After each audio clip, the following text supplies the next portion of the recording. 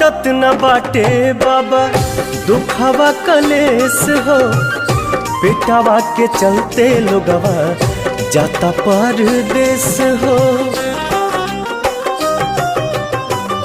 कटत न बाटे बाबा दुखवा कलेस हो, बेटावा के चलते लोगवा जाता परदेस हो।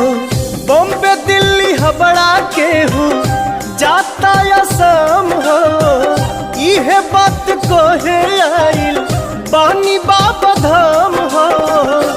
हाय छूटी गईले घर परिवार हो, विशेष राज के मांगता दर्जा बिहार हो। बाबा कोनो चमत्कार हो, विशेष राज के